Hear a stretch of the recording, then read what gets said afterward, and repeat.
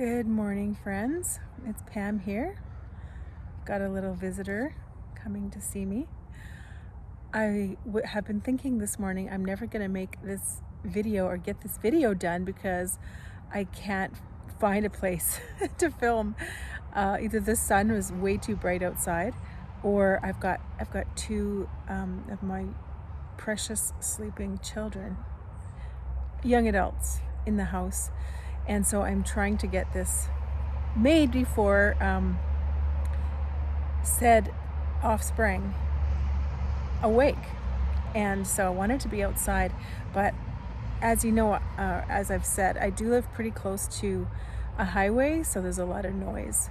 And I see this morning, sadly, this makeshift fence that I had put up to keep the deer from running onto our property from this one corner and eating everything in sight.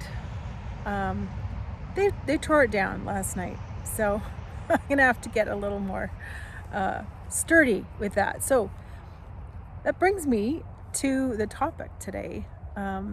It's a bit of a heavier one, and thank you to those who watched my last video where I was kind of a wreck. I am not that far removed from feeling that way at the moment, but I'm feeling a little bit more put together. So it's August 25th 2025, and I wanted to talk about, have some notes here. What is your opinion on the idea or the saying that we teach people how to treat us? Yeah. First of all, this week, it's a Monday, and this is going to be an intense week. I have, at the same time, the same week, both of my children are launching into something new, and that requires a lot of support and just parenting, right? Just being there for them. I mean, they're adults and they can take care of themselves, but I also want to be there for them as their mom and help them with all of these last minute things, with changes, with talking about options. So I'm feeling a little overwhelmed because at the same time this week, I'm also I've been launching this little music teaching business, and it's not a big deal, but it does require some startup things, right? Organizing emails, talking to parents, texting or over the phone. And so it's just a lot going on right now, and I want to be positive, peaceful. My friend in Kentucky, Debbie, she was talking this morning about having a positive attitude, or having a good attitude about things. And I know that I can go into this overwhelming week feeling defeated already, looking for all the things that are inevitably going to go wrong. Just last night something went wrong, and but I also am aware that this is a gift. I have both my kids under my roof for, this doesn't happen very often, and it might not happen again for a long time. So I want to enjoy them and who they are, and not be distracted by my own stress, right? And constantly looking for what can go wrong, and because inevitably something will, right? So I need to keep my eyes fixed on Jesus, and instead of the wind and the waves, right? But back to this idea of we teach people how to treat us. I've thought about this before. Sorry, I'm having to hold my phone, so I might have to take a break once in a while. I've thought about this a lot because it's something I've struggled with. And one of a little story I wanted to share was, recently someone really close to me made a 4.5 hour trip to see friends that had been begging them to come see them, and had been asked, do you have anything going on? Like, just really trying to smooth the way. And then this person arrived to visit, and the people he was going to visit were getting ready to go to a dinner. So they were actively, leaving the house, and left for hours and hours. And it just shocked me. But what really shocked me, or what really made my heart hurt, was how easily this person accepted it.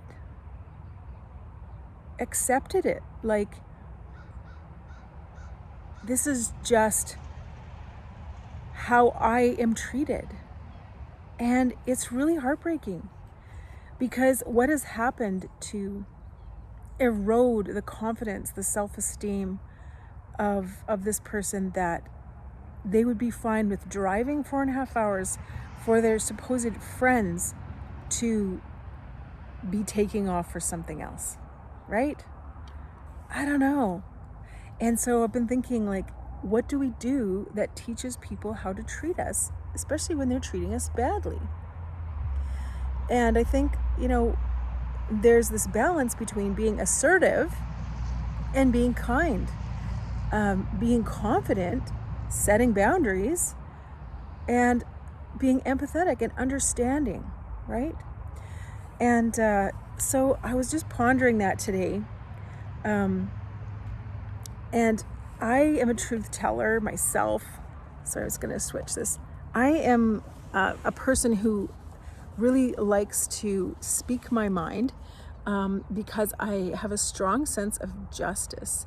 So I've been told that one of my gifts, spiritual gifts, is actually in the prophetic.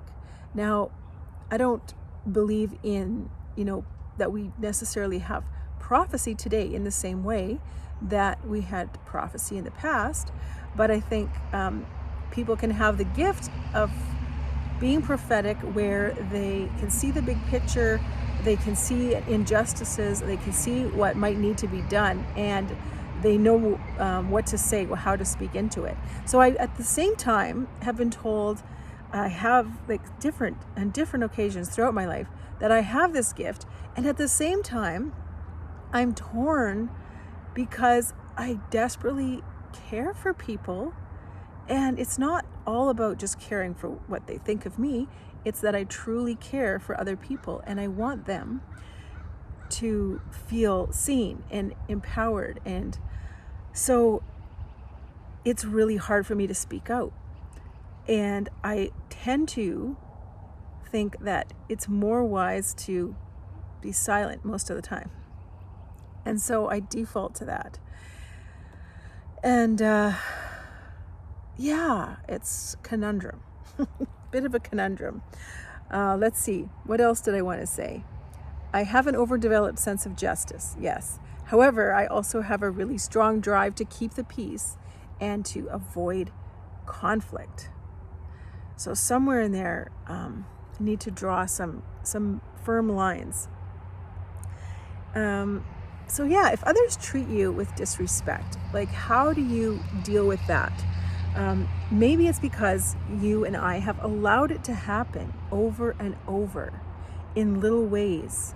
Maybe it's how we present ourselves as just kind. And, there's another saying that says, don't mistake my kindness for weakness. And I think that's happened a lot. Just because someone is gentle and kind and defers to you does not mean that they are weak and that you can walk all over them, or I can walk all over them, right?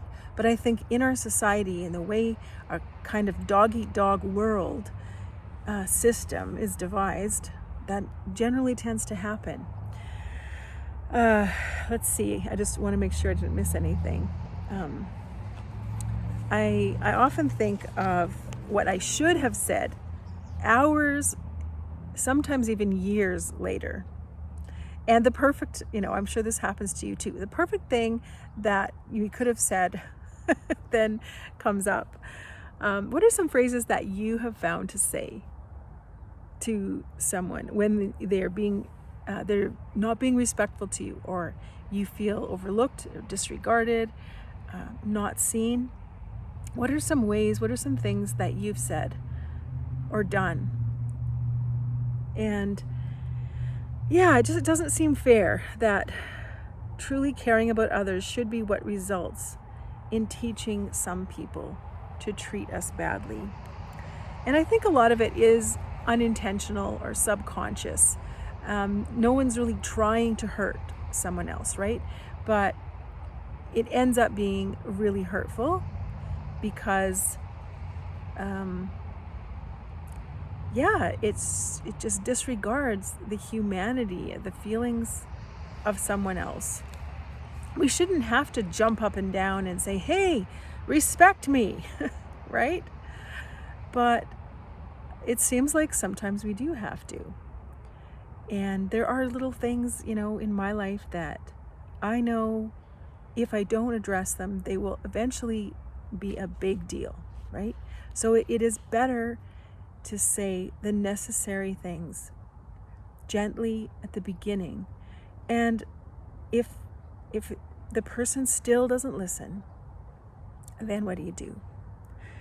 So I was thinking about the story of, my close friend who drove a long way only to be left sitting at the house, and just how terrible that was.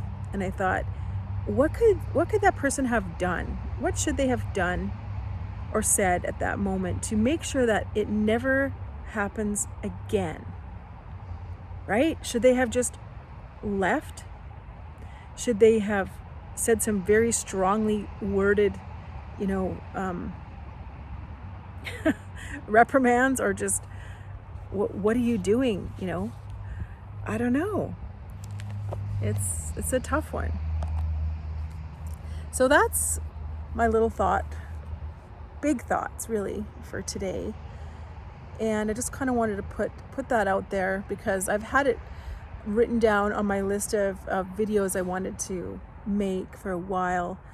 And then it really brought it back to mind when I was thinking about different times I have felt very disrespected, and how perhaps I've taught people in my life to treat me that way. Even people that say they love me very much sometimes treat me like I am just there as an accessory to their life, to help their life go more smoothly. And so, yeah, let me know what you think. Thanks for joining me on a beautiful sunny August morning. I am sitting in the shade of some great big trees, so that's why you can see my face, because when I tried to sit on the deck, there was just this bright, halo of sun and it was blinding. So I hope you have an awesome day. Let me know your thoughts, and thank you for being here. Hit that like button if you don't mind, and I'll see you again really soon. Okay, bye.